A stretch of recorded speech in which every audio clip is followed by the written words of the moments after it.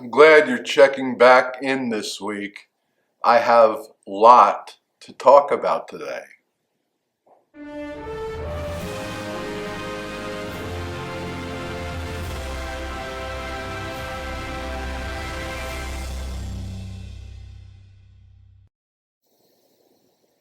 Shalom, my friends. Yes, I do have a lot to talk about. But did I just misspeak? Should I have said I have a lot to talk about? Or that I have lots to talk about? And the answer is no. I'm talking about Lot, the biblical nephew of Abraham. To be more specific, I'm actually not going to talk about Lot, but about his wife. We don't know her name because the Bible never mentions it. But in Jewish tradition, You certainly don't look Jewish.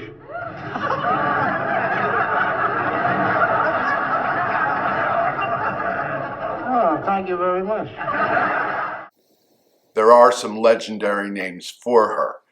For our purposes, we'll make do with just calling her Lot's wife. You may well remember the story. God decides to destroy the sinful cities of Sodom and Gomorrah, but because Lot is Abraham's nephew, God spares Lot and his family. They are told not to look back nor stop, but Lot's wife does look backwards, and the story says she was turned into a pillar of salt. So let's start with this. Why did she look back? The story lets us know that they had at least 4 daughters, and at least 2 of them refused to flee Sodom. Perhaps as a mother she could not help but look in the hope that her remaining daughters and perhaps grandchildren had changed their minds and fled as well. This seems perfectly understandable to me. Sometimes there are good reasons for looking backwards in life. Knowing where you've come from, remembering happy memories, things like that. But the Bible did not simply tell Lot and his family, don't look back. The Bible says, don't stop. And that, I believe, is the potential problem that can come from looking backwards. To look back, to remember the past, is one thing. But to dwell in the past, to become so absorbed in it that you do nothing else, turns you figuratively into a pillar, a stationary object that always remains in one place, never advancing, never growing, never living life to its fullest.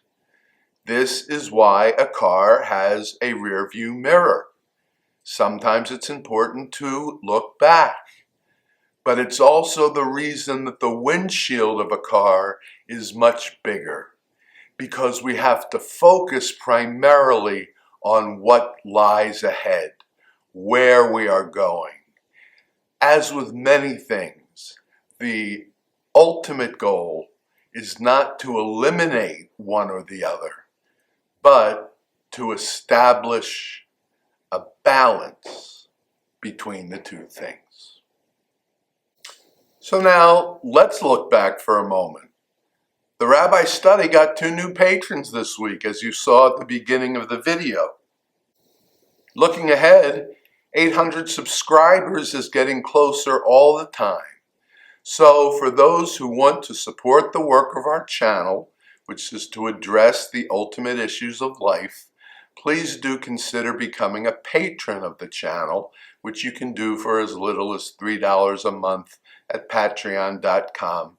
There's a link to Patreon in the description box below the video. It's also very helpful, not to mention free, to subscribe to the channel. You do have to be logged into YouTube to subscribe, so log in, watch the video, give it a thumbs up, and subscribe by clicking on my face right over here. Or watch our last video by clicking on its icon right over there. As ever, until next time, Shabbat Shalom.